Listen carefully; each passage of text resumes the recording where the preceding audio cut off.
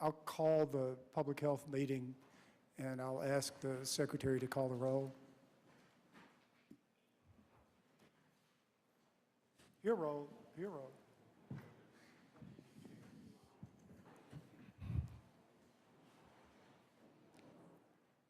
Ryan, Parker, Barnett, Blackman, Blackwell, Blunt, Kaufman, DeBar, Billigane, Frazier, Harkins, Hobson, Horn, McMahon, Parks, Polk, Tate, Wiggins. We have a quorum. The matter before the committee is Senate Bill 2095, the Mississippi Medical Cannabis Act.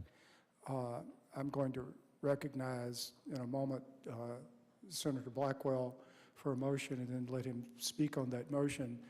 As you all know, Senator Blackwell has spent many hours over many months dealing with this issue. And we all appreciate the effort that Senator Blackwell's put into this. I'm not sure this is why he ran for the legislature, but one of the things that happens when you get down here is you do have an obligation to the common good and to try to deal with the matters that come before the legislature. And there's a number of things where there's a lot more work than there is glory, but I appreciate his efforts. I would say also that upon reflection, he was very well suited for this task, because I remarked the other day that if I'd been in his shoes, by now I would have exhausted all my entire vocabulary of profanity, all the various permutations of the words, profane words that I knew, and would be running short. He said, oh, he used to be in the Navy, and had a broad vocabulary and had not yet used it up. And so with that, Senator Blackwell moves title sufficient to pass, and I'll recognize Senator Blackwell to handle the bill. Thank you, Your Highness.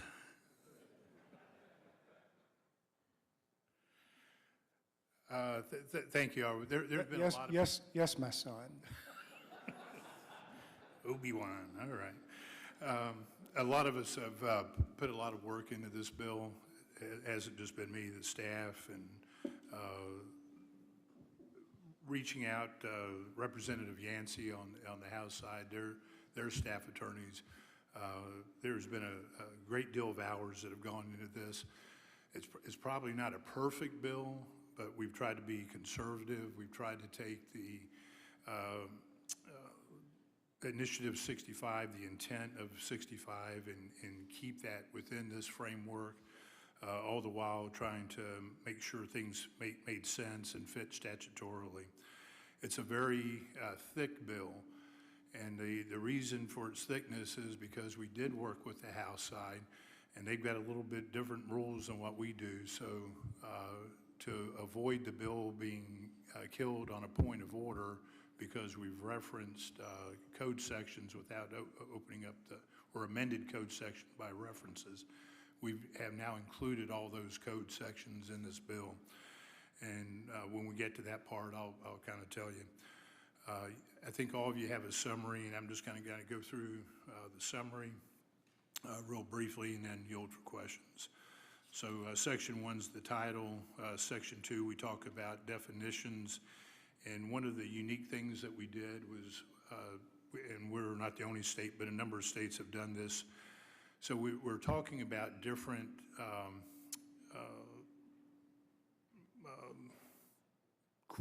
quantities and products, if you would, of cannabis.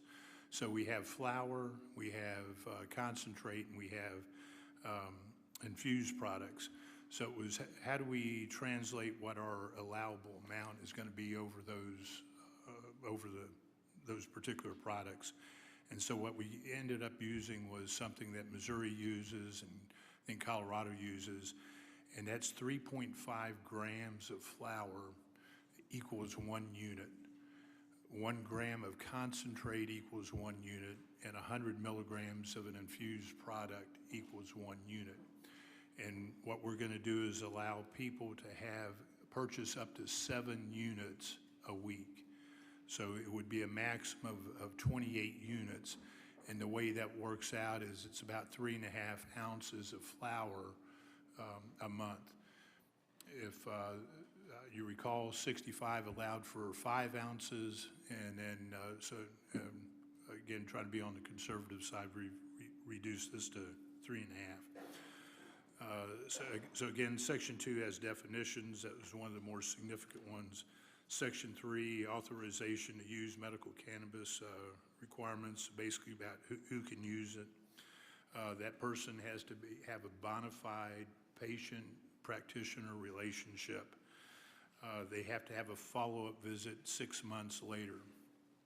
And when there's another section I'll get to, but as far as adolescents, anybody under the age of 18 has to have parental consent and be seen by an MD or a DO. Those folks between the ages of 18 and 25 have to have 2 recommendations, and one has to be an MD or a DO. Section 4 talks about the general responsibilities of the departments. So the Department of Health is going to be the overall, have the overall authority over the program, and they're going to coordinate with Department of Ag and the Department of Revenue, as well as any other department, to coordinate the program. Section 5, we talk about protections for medical use of cannabis. Section 6 is we'll have implemented a seed to sale tracking system. That will happen at the very beginning. For those folks who are concerned and have compared this bill to Oklahoma, Oklahoma did not have a seed to sale tracking system. They're in the process of implementing one, but part of their, I guess you can say, the potential abuse that has occurred there, this has been one of the, what I would refer to as one of the leading causes of some of their problems, not having the seed to sale tracking at the get-go. Section 7 talks about limitations, aid discrimination prohibited, 9, addition of debilitating medical conditions. We have, I believe there's 28 conditions right now, and any resident can petition the Department of Health to add additional conditions down the road. Section 10, acts not required and acts not prohibited. For instance, we do not require insurers to pay for medical cannabis. Section 11 covers facility restrictions. Section 12, issuance and denial of registry identification cards. Section 13, registry identification cards again. Section 14, annual reports.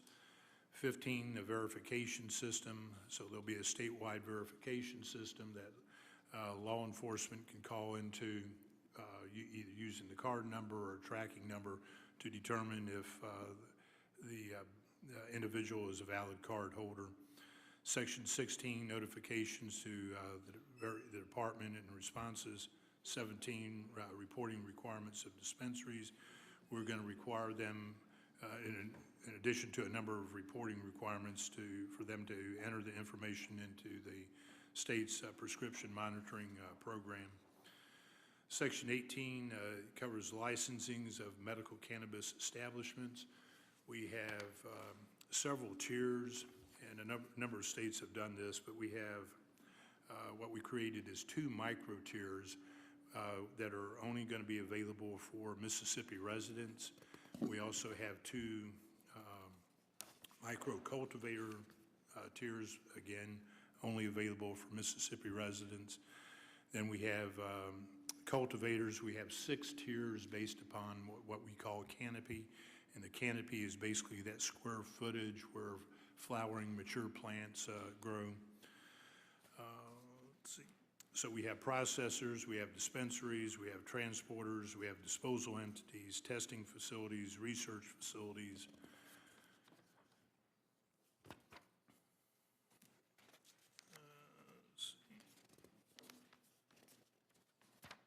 Section 19, we talk about local ordinances. Section 20, requirements, prohibitions, and penalties. In fact, we've actually increased some of the penalties if people do abuse the medical cannabis. We set a THC, we're one of the few states that is setting a medical THC limits. We have capped flower at 30% THC and concentrates and tinctures at 60%. Edibles will be physically demarked and labeled. The gummy products are to be in geometric shape. They cannot be in any personified or have animals or any shapes like that. They have to all be geometric. Section 21, agencies to issue rules and regs. Again, it just goes through the Department of Health, Department of Ag, and DOR issue those regulations. Section 22, there'll be a public registry. Section 23, we talk about violations. Section 24, fines and suspensions. 25 is confidentiality. 26 is business expenses being allowed to be deducted from Mississippi tax purposes. Section 27, banks to be held harmless. 28, not applicable to the CBD solution and the Harper-Grace law that we passed several years ago. 29 is the medical cannabis taxes. There'll be a 5% excise tax on flower and product between the cultivator and the processor, or between the cultivator and the dispensary as it relates to the flower. And then there'll be a 7% sales tax on that based at the dispensary. All funds going into the general fund. Section 30 covers the local government options. We are allowing the municipalities and counties a 90-day window to opt out of the program. Should they choose to opt out, the citizens have an opportunity to opt back in through a referendum process. Section 21 is judicial review. Section 23 covers fees and fines and taxes being allocated. Section 33 establishes a medical cannabis advisory committee. It'll be a 9-member committee, and we're going to sunset that on December 31st, 2025. Section 34 amends our IT procurement in order to get the necessary IT equipment and software and hardware. We're waiving that IT procurement requirement. That will expire December 31st, 2022. So it's just for this year. Section 35 amends code to prohibit state agencies prohibited from charging fees or services or resources received from other state agencies. Sections 36 through 74 are conforming code sections. These are all these codes that we have brought forth, again, to appease the House. And the same thing with Section 75 through 100. And we have the bill taking effect upon passage. And Mr. Chairman, that's an explanation. I'll be happy to yield for questions.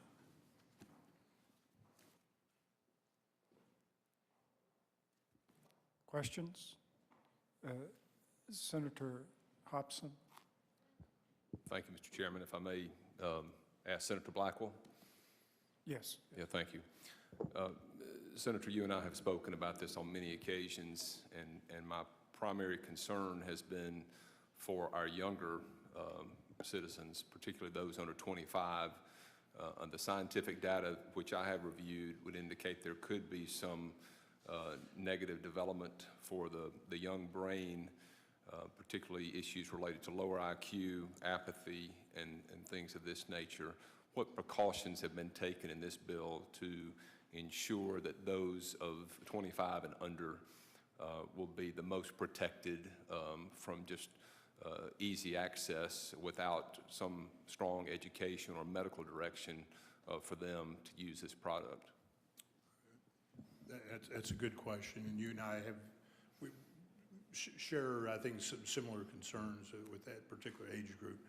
Through our research, it seemed like the age group of 18 to 25 are perhaps the biggest abusers, if you would. But that's really going to come on the recreational side, and this is, we're talking about the medical side here. So in order for them to even receive a card, they're going to have to go to a physician or a DO who has decided that they want to opt in and take the additional training in order for them to be certified to be able to make a recommendation to the patient.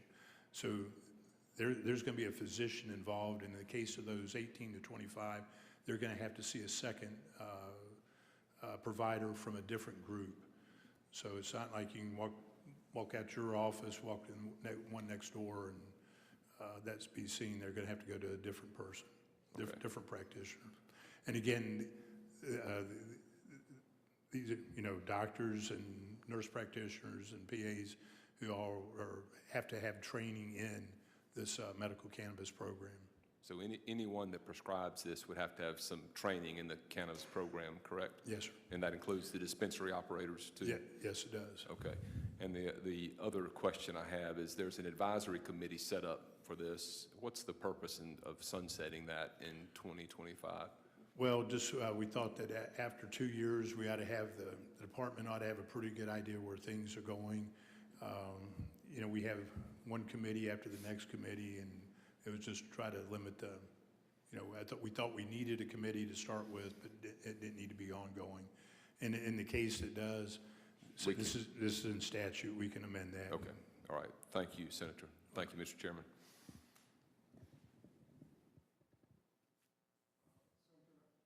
Senator McMahon. So I would like to piggyback on that question from Senator Hobson.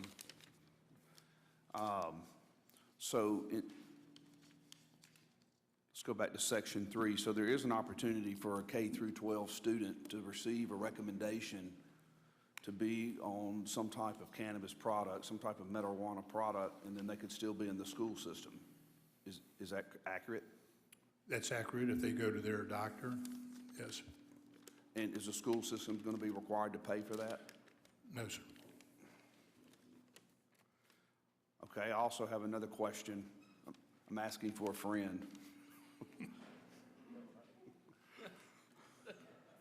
Does this bill give anyone incarcerated in a local, county, or state prison facility the opportunity to access medical marijuana? That would be up to the commissioner, Commissioner Kane. You have to again understand we're trying to make this as medical as we can. So whoever the physician is, or whoever the practitioner is in the correction facility, they're going to have to go through, make a conscious decision that they want to be involved in the program, go through the training, and the incarcerated member is going to have one of those 28 debilitating conditions in order to qualify. And then that's up to the, again, the correctional facility. They may say, again, there's different versions, so they may, instead, you can't smoke in here, but you can take a tincture or you can take an edible. So if a person's incarcerated, there's an opportunity that the Mississippi taxpayer would be paying for marijuana treatments? No, there's not. The state isn't paying for this. How are they going to get it in prison if they receive You're gonna have a to purchase recommendation it. for it? They're going to have to get it purchased for them. So it'll be sold at the canteen? Nope, unless it's a dispensary. Okay. I'll yield my questions for now until we get to the other sections. Thank you. Thank you. Senator Blackwell, I had not thought about this, but I assume inmates in various correctional facilities can get substances far more addictive than marijuana if they've got a prescription for them, just like they could get any other sort of drug. Is that correct? Yes, sir, except the state, it doesn't have to pay for it. Okay. Senator Horn.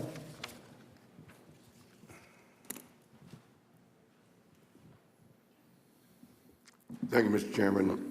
Question for Senator Blackwell. Senator, can you walk me through the various categories of licensing and applications and all that?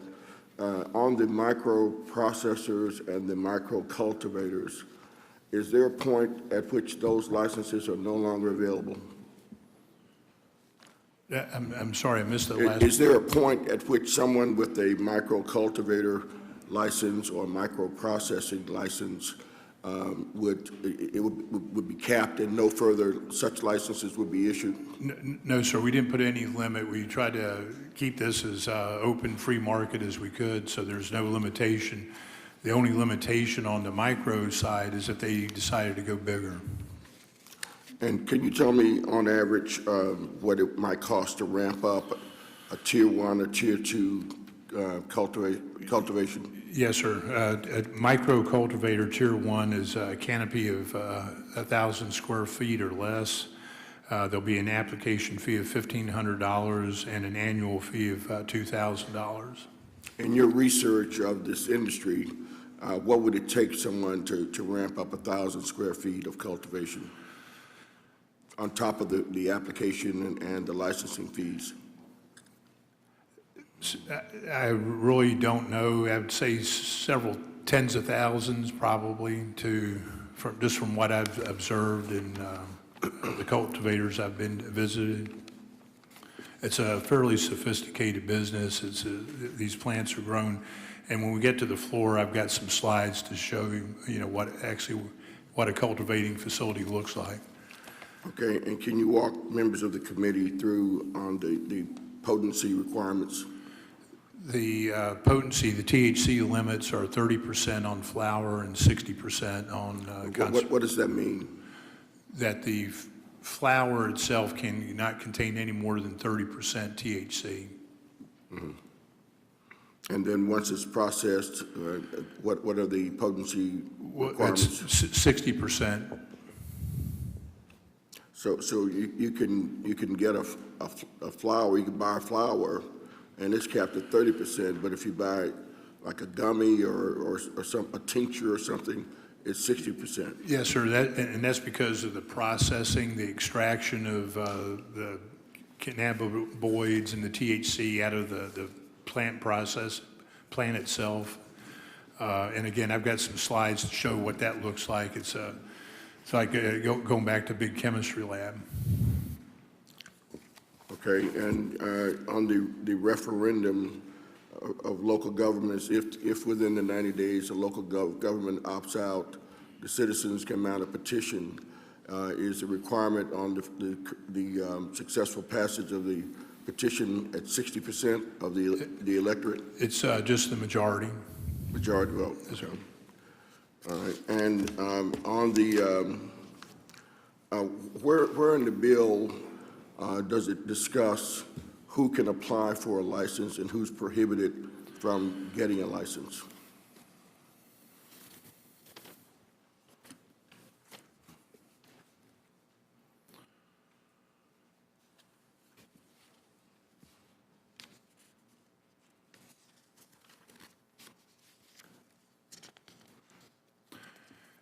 I think it's going to be in the same section, section 18 talks about that on page 13 of your and 14 of your summary. Okay, and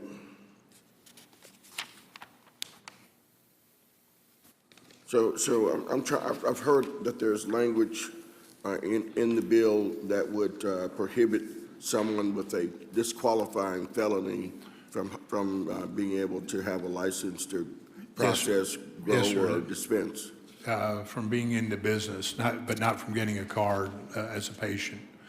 But if you've been convicted in the past 5 years, and we lowered that from a 10-year prohibition that had been in place earlier.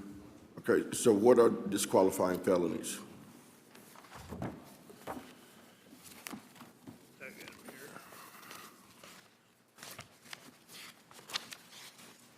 And could you tell me where that is in the bill? It'll be in section, well, line 341, but I've got a list here. It's driving under the influence, aggravated DUI, and DUI child endangerment, murder, aggravated assault, manslaughter, killing an unborn child, kidnapping, human trafficking, poisoning, rape, robbery, sexual battery, drive-by shooting or bombing, carjacking, felonious neglect, abuse or battery of a child, burglary of a dwelling, use of explosives or weapons of mass destruction, statutory rape, but this classification is rebuttable on hearing by a judge, exploitation of a child, gratification of lust, and shooting into a dwelling. Could we get a copy of that at some point? I can make one when we're done here. The prohibition is that the list you just read, if they've had that conviction within 5 years, they're disqualified. That's correct, from being an owner Right. in the one of those cannabis establishments. What about after 5 years? Are they? After that, after 5 years, I think they'd be able, they'd have to just apply. Okay, and if we pass this bill, do you have any idea how long it would take to ramp up this operation? Yes, sir. We've identified some time constraints.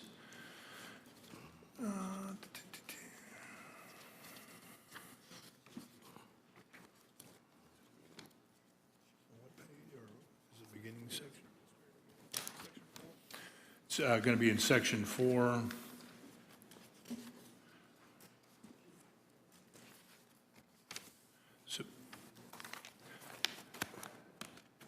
So what we tried to do is first we had to take in consideration the 90 days that we're going to give the counties and municipalities to opt out. And so then not later than 120 days after the effective date, then the Department of Health shall begin accepting applications, registering and licensing ID cards and practitioners. And you can see, can we step it after that, 120 days for MDOT or Department of Health to license, register the cannabis cultivation facilities, processing, testing, research, disposal, and transportation. And then later on, we do the dispensaries because we don't want to do the dispensaries first and without having product, because product's supposed to be grown here in the state. And this is all indoor cultivation, right? Yes, sir, it is. Okay. Again, in the fall, we heard that there were going to be some limitations or some requirements on some of the larger licenses, that there must be Mississippi residency involved with the ownership. There is 35% have to be Mississippi residents and U.S. citizens. And at some point, does that cut off? Is that eliminated? At the end of this year, I believe it is. So why would we decide to cut it off? There's some states who have been sued, and so what we wanted to do is, when we got the program up, to make sure that Mississippians had opportunity to participate. And by the time, if somebody were to file a lawsuit, by the time this thing all passes, it'll be, that requirement will have dissolved. So we have 3 major state agencies that are charged with essentially rolling this program out. That's correct. And I've read in the paper that, at least one agency had some reluctance on participating in this program. That's correct if we're talking about the same agency. Yes. So are they going to be legally required to carry out the conditions of this law? Yes, sir. This would be state law. But I think we've reached an agreement with them. They're not involved in the licensing, but they'll oversee some of the operations of those facilities. And does that include processing as well as cultivation? It does. Thank you, Mr. Chairman. Welcome. Senator Wiggins, I see you're using a different microphone. It has a shorter time limit. It's not the same microphone that you had. No, in it's not. previous It's one. much shorter. Thank you, Mr. Chairman. 2 questions. So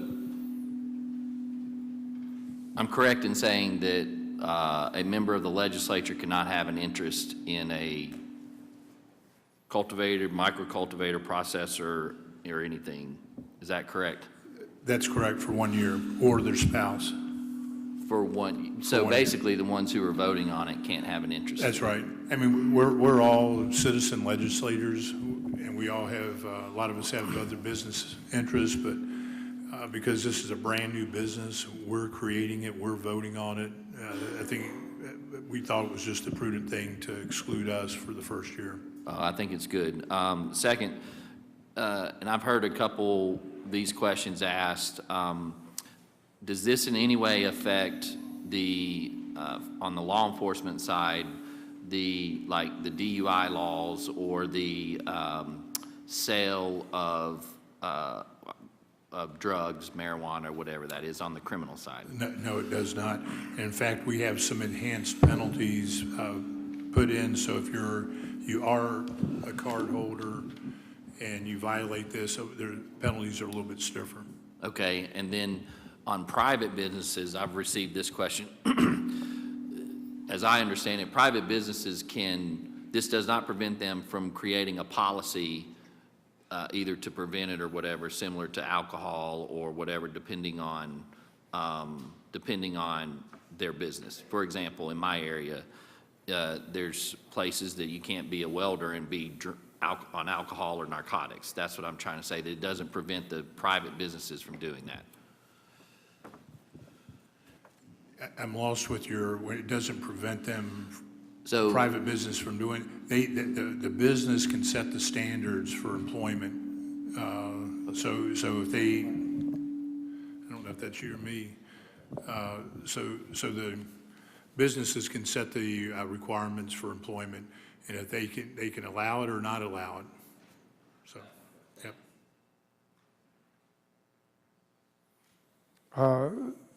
Senator DeBar. Thank you, Mr. Chairman. Senator Blackwell, I appreciate all the hard work you've done on this bill, and it may not be perfect, but it's close, and I just appreciate your work and Representative Yancey's work on this. One of the concerns I have is from the hearing we had last year. I think it was the Oklahoma legislator came in and talked about criminal enterprises coming in and buying up all the land and so forth in their state. I know that was a concern of yours. What in the bill or does it prevent that? How do we make sure that doesn't happen in our state? Thank you. That's a good question. There are a number of things that if you wanted to take a look at Oklahoma's that did wrong, that'd probably be the model state to take a look at. And I'm not bashing Oklahoma, but it's just the reality of the aftermath that you're seeing. But land costs were very cheap over there in Oklahoma. I don't know how it compares to land cost here, but I would think we're a little bit higher. They had no requirements. To get a license was only $2,500. Our fees are substantially more than that. And part of it is to make sure that we have legitimate businesses coming in. They had indoor and outdoor grow. We're only going to have indoor.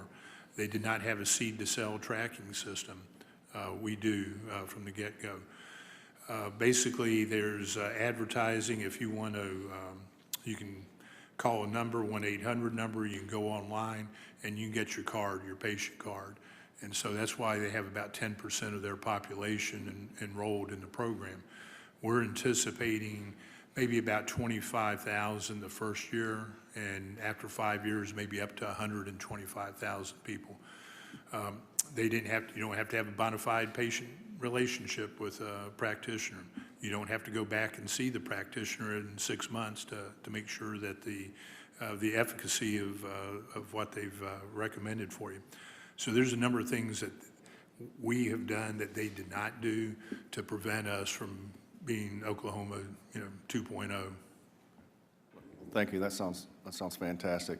One of the late changes to the bill, I believe, is this 18 to 25 age group now requires 2 doctors to have a certification. That was always in there for them to have to be seen by 2 providers, but we did not specify an MD or a DO had to be one of them. Okay. And so that was one of the changes, along with lowering the overall amount from 4 ounces to 3.5.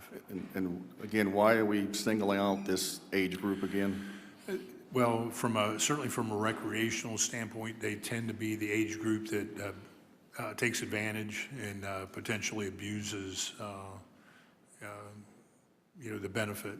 But this isn't recreational, isn't this? Is medicinal. This is medicinal, so we should have a lot tighter controls, but still, with the concern with the development of brains and Okay. everything that goes on with that we just out of some additional caution.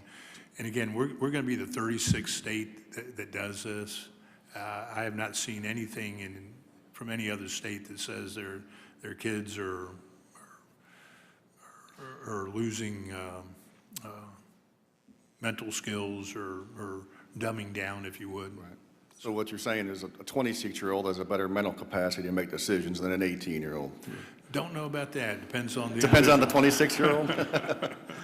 In general, I guess you could say that. I'd say you'd hope they'd be more mature Right. in their decisions. But how old do you have to be to vote in the state? 18. How old do you have to be old to join the military? 18. How old do you have to be to go to prison and be held responsible? I guess 15 maybe. 15, 18. Yeah. 15. We're holding these people responsible for the decision, right? Yeah. Well, how old do you have to be to buy a drink? 21. Yeah.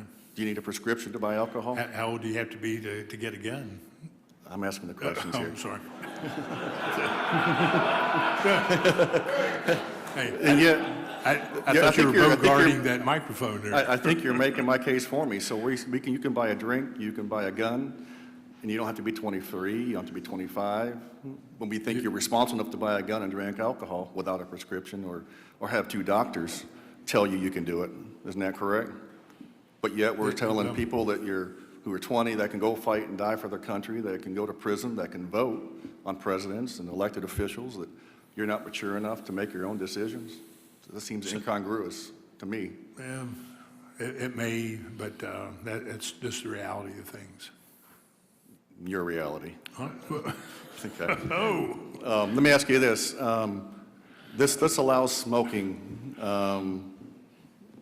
as a medication, correct? Is that it allows smoking and gummies and, okay. correct. Are there restrictions on the smoking? Because I'm told that smoking marijuana has a distinct odor.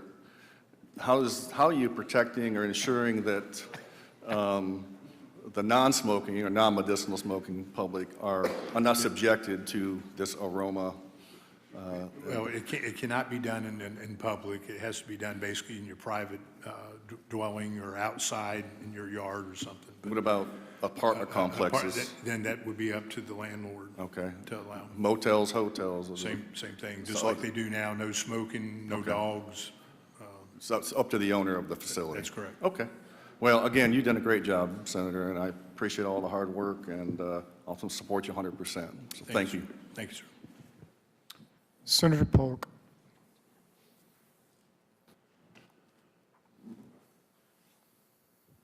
Thank you, Mr. Chairman.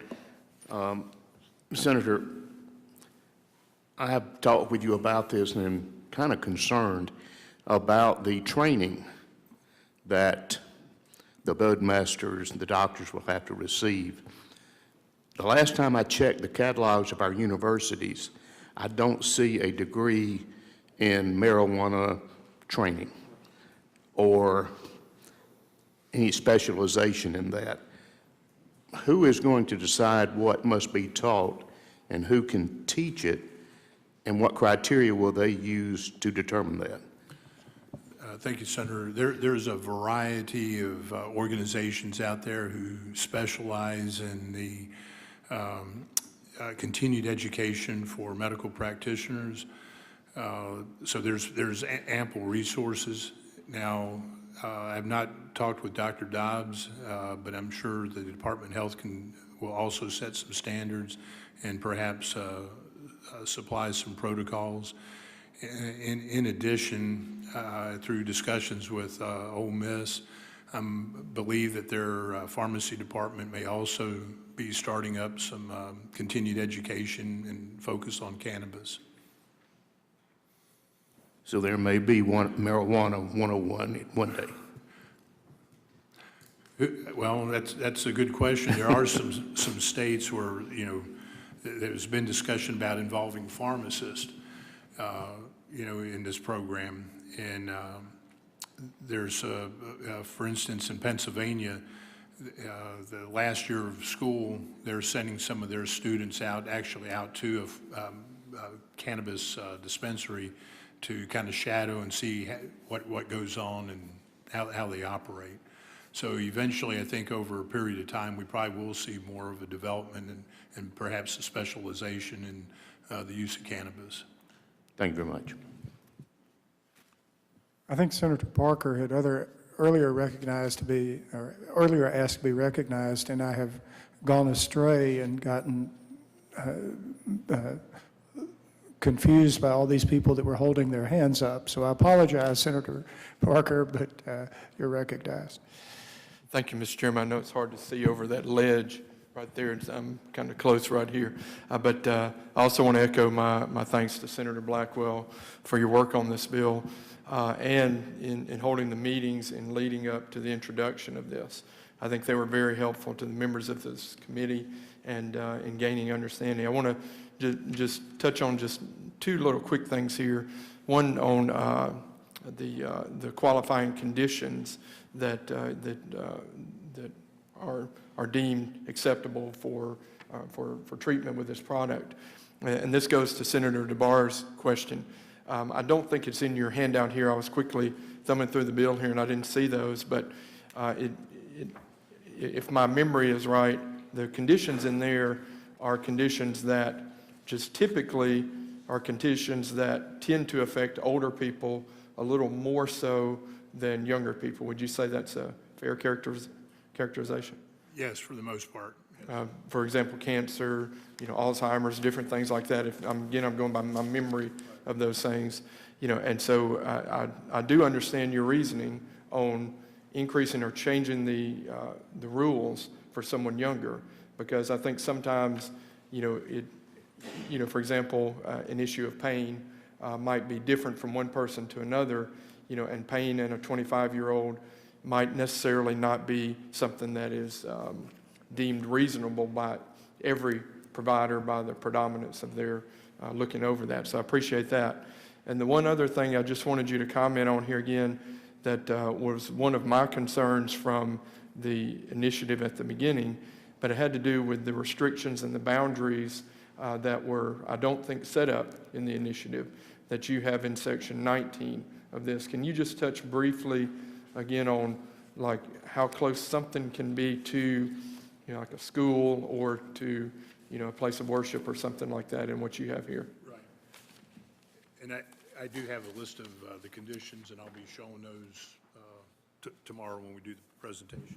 But to answer your question, first of all, between dispensaries, we have a 1,500-foot rule, and then they have to be over 1,000 feet from a school or church, a building. They can get a waiver, but the waiver cannot be no less than 500 feet. And just for comparison, package stores can be within 400 feet of a church or school. Right, I know that was a concern for a number of us, but this is a difficult issue. It touches people in a lot of different ways, but I think you have done some work to try to answer just about every question that's been brought to you and put this together in a form that more people can certainly be comfortable with. But thank you for your work. Thank you. Anyone else? Senator Felonies. Thank you, Chairman, and thank you, Chairman Blackwell, as well. A couple of questions. Teledoc type stuff, does this bill address that? Can a doctor? It does not. It has to be a face-to-face, bona fide patient relationship. So the teledoc wouldn't Teledoc is not in this bill. be considered a face-to-face? No. Okay. And on the education or training, I think I noticed in the summary was 8 hours per year for the first year and then 5 hours a year following that? That's correct. And is that sort of standard across the states that have done that? It is. Okay. And actually, I think the 8 hours is a little bit higher than initially than what some other states have done. And is that for the prescribers as well as the dispensary folks? It is. Okay. And on the opting in of the local counties or municipalities, it's my understanding that you have to opt out currently in this legislation? Everybody's in, but they can opt out should they choose to, and they can do it unilaterally. Was there any thought given to reversing that and saying if you want in, you have to vote affirmatively to get in? No, we just, everybody's in, but if you want out, you can get out. But then the people with citizenry can opt back in again. And so that's my question. What was the thinking behind that? Well, to give the people, this bill passed significantly by a majority of the folks. Well, I shouldn't say this bill. This bill didn't, no. Initiative 65 did. And so in trying to keep with the will of the people, we felt that if this, and I've got a list of everybody's precincts, and I got a list of your districts, how they all voted, if anybody wants to, is in question. Out of over 1,700 precincts, only 9 voted against any medical cannabis program. So with that overwhelming number, we felt it appropriate that if a handful of folks decide to override the citizenry should have a chance to opt back in. And the process for doing that would be just a general referendum of To a some sort? referendum process, yes, sir. Okay, thanks. Senator Parks. Thank you, Chairman. Thank you, Senator Blackwell, for doing such an excellent job in getting this together. I know it's been a very long journey for you. But in Section 18, it describes several sections in detail about micro-cultivators, microprocessors, processors. Goes into fees, sizes, those type things. But nowhere in here do I see where it calls out how many cultivators or processors that can get the license. All right, under our ownership, you can have, you can be the owner of a cultivating facility, a processing facility, and up to 5 dispensaries. So what you're telling me is that there could be 50 cultivators, or 1,000 or 50,000 in the state of Mississippi. There's no limitation on how many there can be? Under this bill, there is no limitation, no ma'am. So is it the thought that under this bill that what is grown in the state can be sold outside of the state? No ma'am. They can only be sold in the state. So none of this can travel across state lines and be sold to other states that are Well, we're now going to have a legal? seed to sell tracking. So if it, I'm not saying it'll never Sure. happen, but we've tried to put enough benchmarks in there to prevent that from occurring. That's, so I appreciate that, and I appreciate the response, and that does comfort me somewhat. All right. That we won't be the grower for the entire, or potentially the grower for all. Oklahoma's doing that. All right, thank you, sir. Anyone else? Senator Horn. Thank you, Mr. Chairman. Senator Blackwell, I appreciate your patience in answering a lot of these questions. You've done a marvelous job in getting this document before us today. I want to commend you for that. I want to make sure I understand that as long as they're not near church or school, whatever, any place that is zoned commercial in a local unit of government is able to have a dispensary located there or some other operation, cultivation, processing. Well, for the cultivation and processor, they're in industrial or agricultural zones, and then for the dispensaries and the others within a commercial zone. Okay. And are there any state incentives for someone who's cultivating, processing, dispensing that are allowed in this legislation? No, sir. Those would be those code, those sections I referred to, 75 through, I think, 99. I think Section 100 has this, the effective date. So, no, sir, we took all those incentives out, so there'll be no taxpayer money going to incentives to any of these businesses. Okay, so what if this thing goes national and someone comes to Mississippi and says, look, I've got a great processing discovery that will produce a much better product, it's going to create all these jobs, blah, blah, blah, blah, blah. They would not be able to get any state incentives, is that correct? Under this bill, no, sir. And you know, the good thing, and I didn't go into it, but probably if there was a saving grace for Initiative 65 being struck down, is that this is now goes into statute, and we can fix it. If it's bad enough, the governor can call us back in special session, and we could fix it. But at least yearly, and going forward, this is going to be tweaked and stuff going forward. But more to the point of your question, should the feds ever remove cannabis off their Schedule I and put it as a Schedule II, it's a whole different ballgame. Because then potentially it could be sold in pharmacies. You would have pharmacists involved. You wouldn't have, we probably would remove the sales tax at that point on it. So it's a whole game changer if the feds make a change. Well, one last question. You mentioned that legislators in the first year are prohibited from processing, cultivation, dispensing. Are they also prohibited from testing, laboratory work, trucking? I thought you were going to say using, but no, they cannot have any ownership in a cannabis facility for the first year.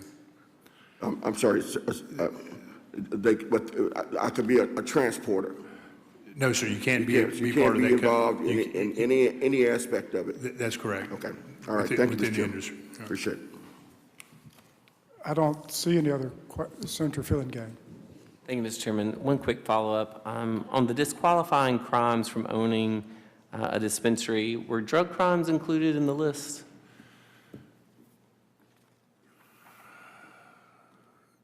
They were. I didn't hear you call those out I'm told earlier. by council they were, but we don't have it as yeah,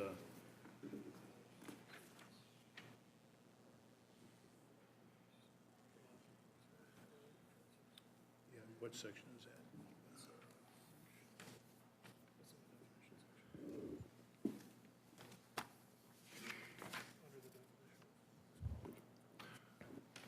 Okay, it is in our definition of disqualifying felony offenses, it is included drug violations, felony drug violation. Gotcha. Thank you. Senator Blackman, An amendment at the proper time. without objection, this is as good a time as any. Go right ahead. Thank you, Mr. Chairman. With Mississippi being an agricultural state, I would like to offer an amendment that growing be allowed out through farms as well as in facilities. Our number one, according to the Mississippi Department of Agriculture,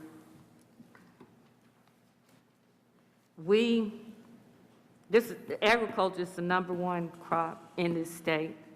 We have approximately 34,000 farms in all 82 counties.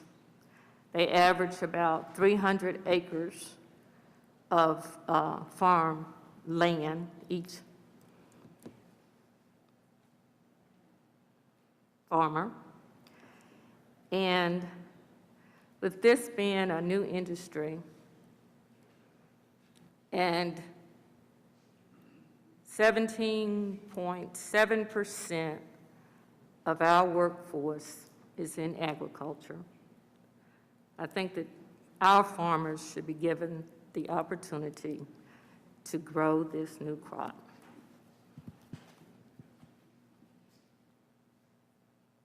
And so my amendment that Sam can put in whatever form he deem appropriate. I think we understand the amendment. Is there a debate on the amendment? Senator Blackwell. Thank you, Senator Blackman. I appreciate your thoughts on that. And yes, we are a very agricultural state. However,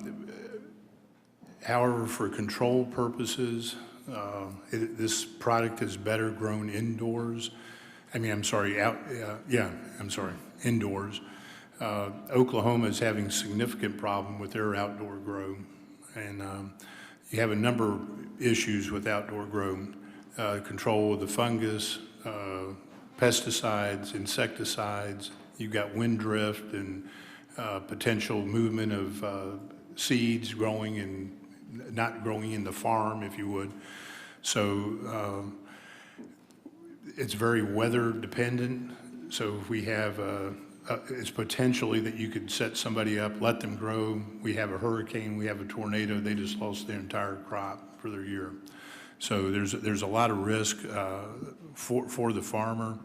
But again, there's, from a health and safety standpoint for the patients, it's better that it's grown indoors. And so I would ask you to vote against the amendment.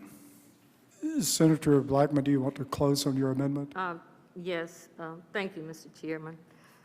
Just like we grow soybeans, we grow corn, we grow cotton, all of our farmers recognize that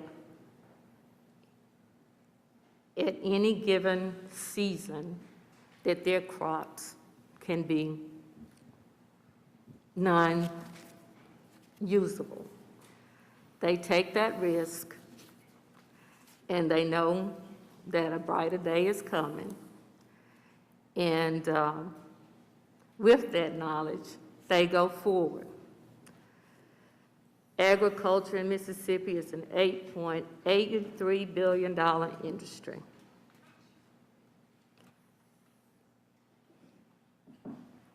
They farm 10.4 million acres in this state. My father grew cotton when we were growing up, and there were all kinds of pesticides that were utilized. There were periods when you let your land lay fertile, and then the next season you grow, or you may grow something else during that period when you couldn't grow this particular product. So I just believe that we should give our farmers an opportunity. And more importantly, if these farms are in 82 counties, then all of our counties, all of the districts that we represent, all of our citizens will benefit from this new cash cow that we are going to be allowing in the state. The vote occurs on the amendment. All in favor of the amendment say aye. All opposed, no. Oh. It appears the noes have it. The noes have it. Anything else? I have another amendment. Senator Blackman. Thank you, Mr. Chairman. In each section that we are allowing for medical cannabis establishments, whether it's processing, cultivators, transporters, I would like for an amendment to reflect that is the policy of the state of Mississippi that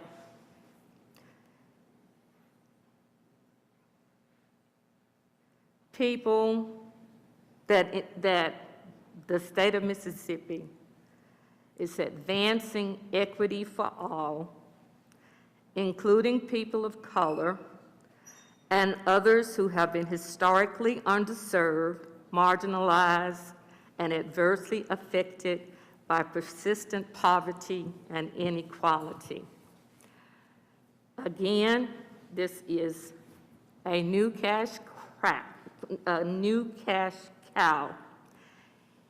And studies have shown that if you close the racial gaps in wages, housing, credit, lending opportunities, and access to these opportunities, you could create an additional $5 trillion in gross domestic product in the American economy over 5 years.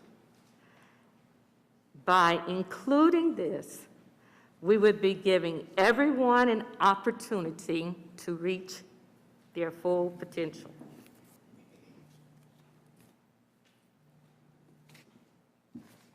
Debate on the amendment, Senator Blackwell. Thank you, Mr. Chairman. Thank you, Senator Blackman. Under this bill, everybody has an equal opportunity right now. You have to, in fact, into the micro, you have to be 100% Mississippian to be involved in those. And I just don't see a need to have separate. We're not giving any additional incentives to anybody. So right now, it's a free market. You want to become a cultivator, you've got the right just like anybody else. Same thing with being the processor or being involved in any of the other disciplines. So I would ask the committee to vote no on the amendment. Senator Blackman, do you want to close on your amendment? Yes, thank you, Mr. Chairman. I think that in this state and in this country, it's shown that the free market system, our capitalism, has not been consistent, it's not been fair, it's not been just, and it has not provided impartial treatment for all individuals who belong to underserved communities. They've been denied treatment, Blacks, Latinos, Indigenous, Native Americans, Asian Americans, Pacific Islanders, and other persons of color. If we're going to allow full opportunity, then we should try to bring this segment of the population forward. We just got $1.8 billion from the federal government based upon this underserved socioeconomic community. And until we, as a state, invest and pass policies that is inclusive, we will continually receive those kinds of pockets from the federal government when we say we don't want federal monies. When on the floor this morning, talking about in 10 years, losing another congressional seat. And that's because people are leaving this state because there are no opportunities being provided, and there's not inclusiveness. So I ask you to support the amendment. Ready to vote on the amendment? All in favor of the amendment, say aye. Aye. All opposed, no. No. It appears the noes have it. The noes have it. Senator McMahon. Thank you, Mr. Chairman. So I've got some more questions I wanted to ask. I would like to go back to Section 19. The 1,000 feet requirement, Senator Blackwell. So first of all, let's establish the only point of access for retail, for the general public to access medical marijuana is at the dispensary. Is that accurate? That's correct. So the general public or the public cannot purchase at a lab, they can't purchase at a processor, they can't purchase at a trucking company. Is that correct? That's correct. So they can only purchase at a lab, at a dispensary. Here's my concern. I'm fortunate to serve each of you as chairman of local and private. And I've traveled to every county in this state in the last 2 years. And there's very few people at this table that represent a city of more than 30,000 people. I'm asking you to consider all the little small towns that are going to miss out on any opportunity to have a facility on a historic Main Street. I want you to really pay attention to what I'm about to share with you. I want to use Marks, Mississippi, or Sardis, Mississippi, or Calhoun City as an example. Most of these small towns have a historic strip. That's the only thing they have in town. Most of these cities are anchored on one end or another by a house of faith or by a school. This legislation locks out the opportunity for someone to purchase some of those older brick facilities that are beautiful architectural buildings, but they're just vacant because there's no economic gain or business to be had in these small cities. And if this is this is going to be a medical product, I agree that we should spread this as far and as wide as we can across the state and give everybody an opportunity. So here's my amendment. I would like to offer an amendment. I'm going to offer it in a summary, council, since this has been presented in a summary. There should be no limit on processors, transporters, testing facilities, or research facilities. I want the committee to hear me on this. The general public cannot access medical marijuana at any of these points. There may be companies that want to put a lab or a research center in a downtown area, in a small town. Or there may be an empty trucking hub in a small town that's vacant that a transporter might purchase and move this product back and forth. Or there could be a processor that might buy an older facility, a 2- or 3-story facility that has great architectural features and could still be usable, but they're locked out because of this requirement. So I'm asking you to remove the requirement on processors, transporters, testing facilities, and research facilities. And that's my amendment. And I ask you to support the amendment, thinking about the vast majority of our small towns and cities. Think about them when you take this vote. Is there debate on the amendment? Senator Blackwell? You can do anything you want to. You have the floor. You can't take the floor home with you, but you have the floor.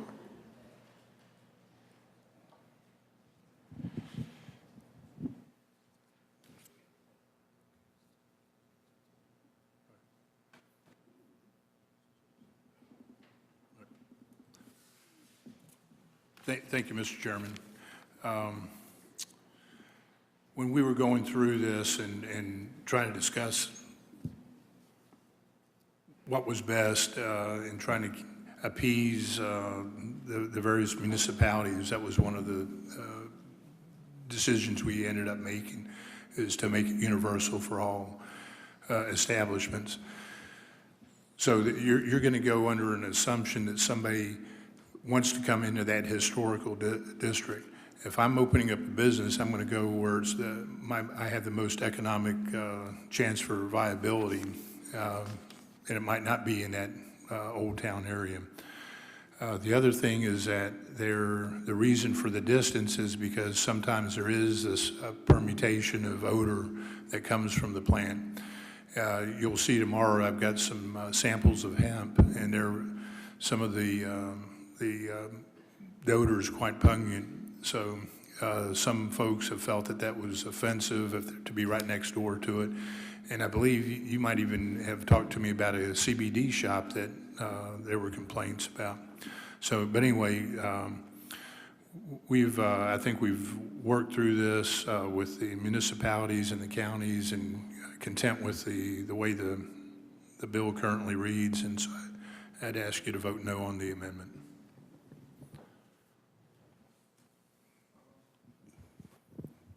Senator I'd like to close. McMahon, would you like to close? Thank you, Your Highness.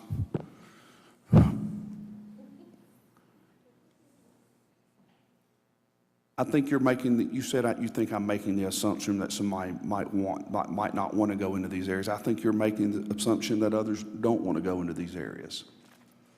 Where if some of these older facilities exist that still have viability, a lot of these small towns, the only thing they may have in town is, as far as commercial or commercial property, is maybe a grocery store, a convenience store, a liquor store, or a finance company. That's what a lot of them have. I ask you senators to think about all of the small cities. There are very few cities in Mississippi that have more than 30,000 people. I ask you to support the amendment for these small towns and cities. Senator Parker? Senator Parker? Okay.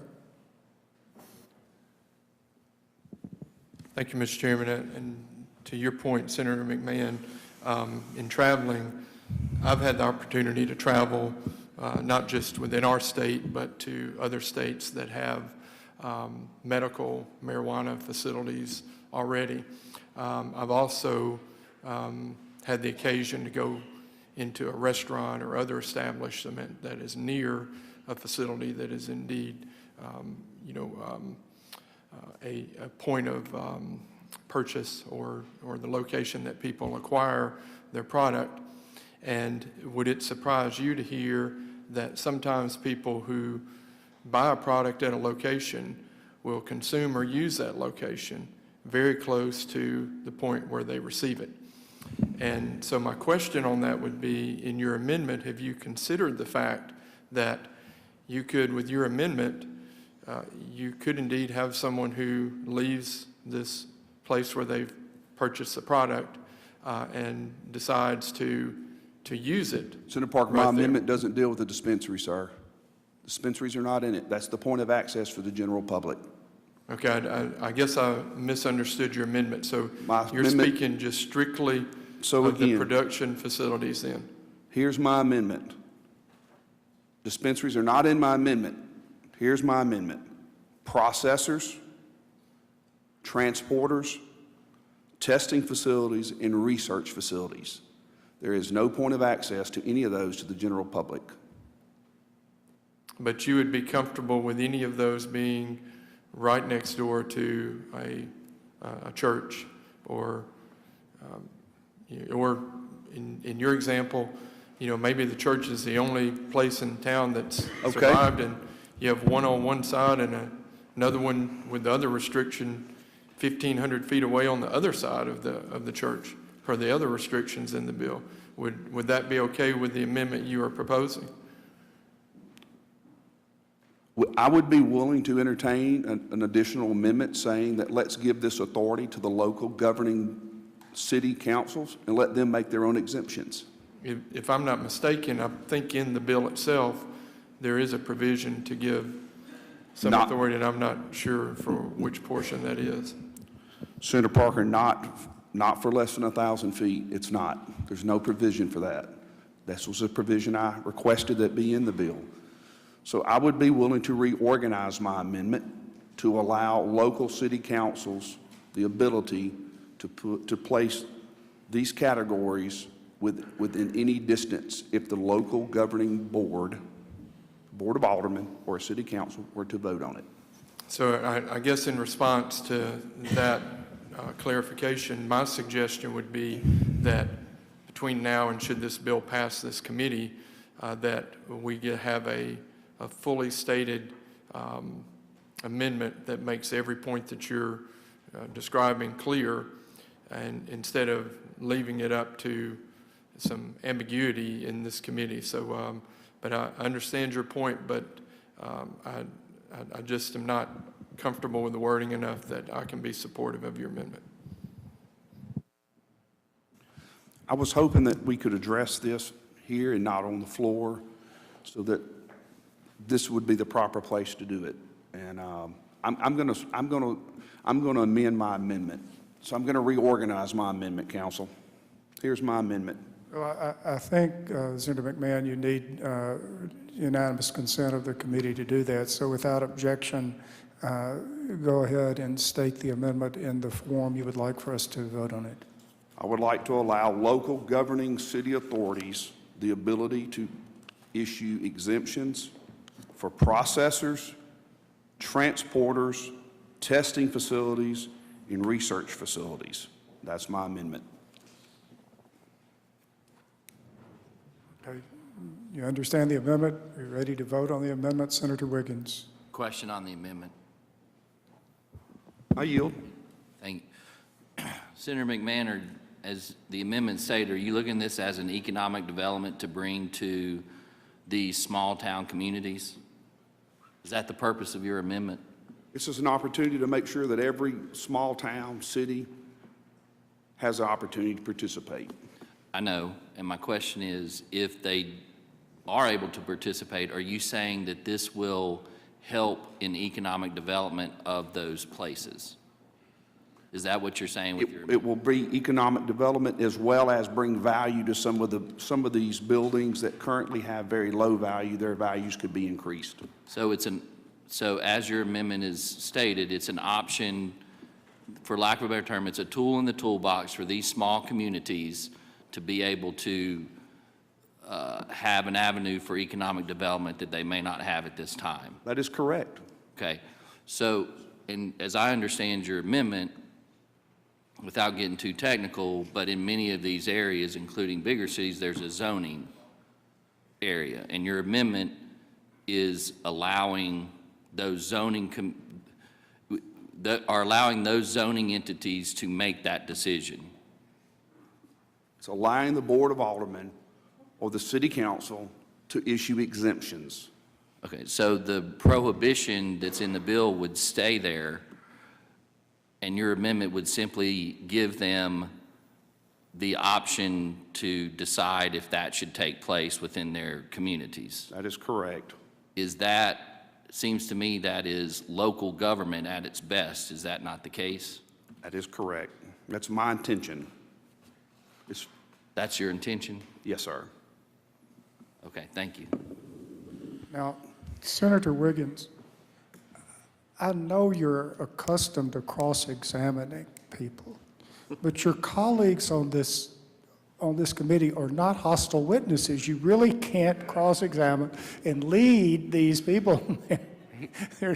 He did pretty good, Your Honor. Well, I've gotten up here on this podium, it's all gone to my head. I think Senator Blackwell wanted to speak. You know, we've gone through this since May,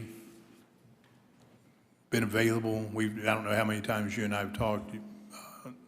It's kind of the last minute to get hit with this after we've done all the work on it.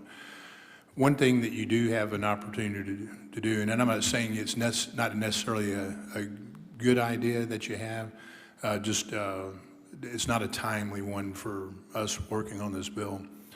But you can request a bill, your own bill to be done that would correlate with this bill if you wanted to. You still have the time to, up to 6 o'clock? Up to 6 o'clock today to format your bill and get your request in.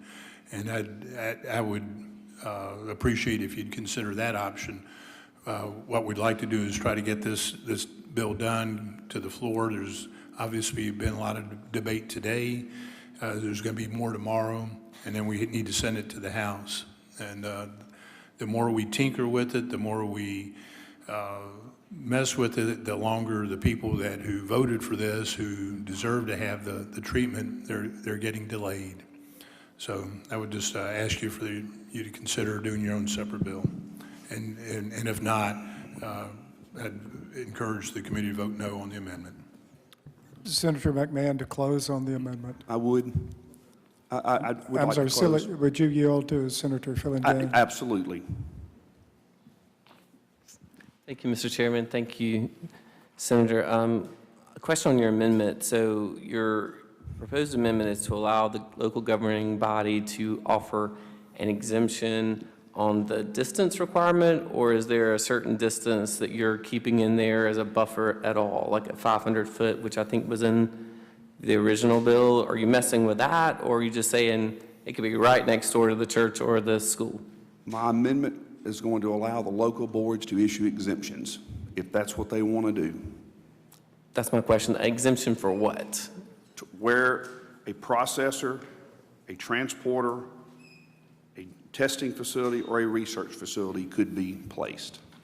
So no limits within that exemption? On those, since there's no access to the general public on those categories, there's no one that can go in and purchase the product at that point. And that's the point I'm making. This is not for dispensaries. This is for these other categories. But would you agree with me that, as has been stated earlier, some of these processing facilities, which I don't know if you've been to one, I've been to a hemp processing facility in my district in Jefferson Davis County, very interesting setup they have there, and it stinks to high heaven. Like, you walk in there, I was there for about 30 minutes, and I smelled like a hemp factory for the rest of the day. It soaks into your clothes, into the fibers. You smell like you had to go home and change clothes. So imagine with me, if you will, for a moment, that on Sunday morning, we've got Sunday school going on, the kids are out playing in the playground, church is in session, and you've got this horrible odor coming from next door because guess what? You've got a processing facility there that's cranked up, going 90 to nothing, and the parishioners of the church are having to smell all this while they're trying to praise the Lord. Now, the Holy Spirit and all that, you may want to get, all into it, and maybe that would help. But in my experience, it would not. Similarly, on a Monday morning school bus line, you've got all the kids and the parents dropping their kids off, and guess what? They're smelling all of the processing from next door because we have now exempted this out, and we can have somebody right next door to the schoolhouse, the church house, the playground, the football stadium, the baseball fields, because now we haven't protected these facilities. Do you understand what my concern might be? What city did you use that example? Prentice, Mississippi. Prentice, Mississippi? You trust the local board of aldermen and the mayor to make the right decision for that city? I trust myself. Look, I personally... They elected me to represent them, and so I'm up here trying to do that. I understand that, but I also want to give the cities the opportunity to issue exemptions if that's what they want to do. And if they don't want to, I'm fine with that. All right, thank you. I believe Senator, I do wish to speak for just a moment. well, I think Senator Senator Blackwell wants to be recognized, so why don't I Okay. recognize him and then again recognize you to close? Will that work? Okay, Senator Blackwell. Thank you, Mr. Chairman. There is, Senator McMahon, there is a provision for a waiver already written in so that the establishment could go to that church or school, but the closest they could get, the closest waiver they could get is 500 feet. But we already have that written into the bill. So it's not the municipality giving it, it's the church or the school. Okay, Senator McMahon to close. I've laid out a case for why I've offered this amendment. I do want to share something that Senator Blackwell said, that, he wants me to put my own bill in. And Senator Blackwell, this is the process. You said it right. We have a bill before us. We. I've never passed a bill on the state Senate floor, sir. I present bills and you pass them. And it is every senator and every legislator's legislative right to amend any legislation before us. So I'm doing the very best I can to represent as broad a section of Mississippi and the small cities and towns that are being left behind economically, to give them an opportunity. I appreciate what you're doing. I appreciate your work on this. You have been very kind to me and placed things in this bill that you took my concerns into account, and many of the things I wanted are in here, and I appreciate that. But I'm going to let my amendment stand. I'm going to offer the amendment. If this committee chooses to go a different direction, it's nothing personal to me. It's fine with me. But this is the legislative process, and I've laid out a case of why I'm offering this amendment. And I'm going to let the amendment stand. I ask the committee to vote yes for the amendment. The vote occurs on Senator McMahon's amendment. All in favor say aye. Aye.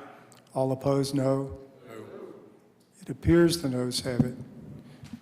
The noes have it and the amendment fails. Are we ready to vote on the bill? Senator Parks. I have just one other thing I'd like to touch on, and that is in Section 2, on the 3.5 grams of medical cannabis flower. I know you implied or indicated earlier that, this had been a process of where you had taken from 5 grams down further. 5 ounces, to 5 ounces, the total. So now we're at a total of 3 ounces, correct? 3.5. 3.5. And I've talked with you multiple times about my concerns on the amount. Can you help, I guess, help me better understand why you derived at this 3.5 and why it has to be at 3.5? And the 1 gram and the 100 milligram? Well, the 3.5 comes from within the industry. So an ounce is a little over 28 grams. And so the industry focuses on an eighth of a gram, eighth of an ounce is probably the most popular purchasing group. So that's 3.5 grams. And so that's what we use as the basis for that 1 unit. And if you were to take that 3.5 and if it's flour and you want to roll a joint out of it, you're going to get about 3.5 joints. So, and you would have those, that would be available a day to you. So depending upon your condition, 3.5 might be more than enough, 3.5 might not be enough. But that's if you choose the flour option. And you talked about that being a popular purchase unit. Is that a popular purchase unit for a medicinal, or is that for? That's within the industry. Within the industry, that could be recreational as well? Yes, ma'am. Okay. So can you do any elaboration on the gram? The gram? And the, yes. Well, just that the 1 gram is going to equal 1 unit as well. And then 100 milligrams of an infused product equals 1 unit. And is that an industry standard as well? Is that how you chose those? That's what we took a look at. Missouri and Colorado, and I believe a couple other states use that same equivalency standard. And so for a person, they're going to be able to get 28 units a month, which is basically works to 7 units a week. That'll be the maximum purchase. Okay, thank you, Chairman. Thank you. And there's no considering and reduction of that because you believe that's the industry standard and? That's the industry standard, and that's why we're sticking with it. Okay, thank you, sir. Anyone else? If not, Senator Blackwell has moved title sufficient to pass. Are you ready to vote? All in favor say aye. Aye. All opposed, no. It appears the ayes have it. The ayes have it. We'll report the bill to the committee. Before we take up Senator Parker's motion to rise and report, I would just say briefly, at least my perspective on where we are and how we got here. As we know, there was this initiative that got a very large percentage of the vote, and the Supreme Court ruled that that initiative did not take effect. But I think most of us in the legislature feel to at least some extent we should take into account the feelings that were expressed by that vote. And since that time, although it's taken longer than I would have hoped, and there have been lots of twists and turns along the way, the bill that we have before us, number one, puts into effect the core principles that were in the initiative. Number two, it's more restrictive than the initiative without undermining what the initiative sought to accomplish, but it's taken into account some of the concerns that people have about this morphing into a recreational use program, and there are a number of safeguards. And it's much more restrictive than the situation in Oklahoma, which we remember having before us. And also we have, which to me is important, low tax rates, because if this medical marijuana is going to compete with the de facto black market that is out there now, the price needs to be competitive so that people who need this for medical purposes will purchase a product that's regulated with consistent THC levels and is not contaminated, and that, it seems to me, would improve on the situation we currently have. So, for better or worse, that's sort of my impression of how we got here, and I appreciate everybody's work to get us to this point. So the motion's to rise and report. All in favor say aye. No, the ayes have it. Thank you.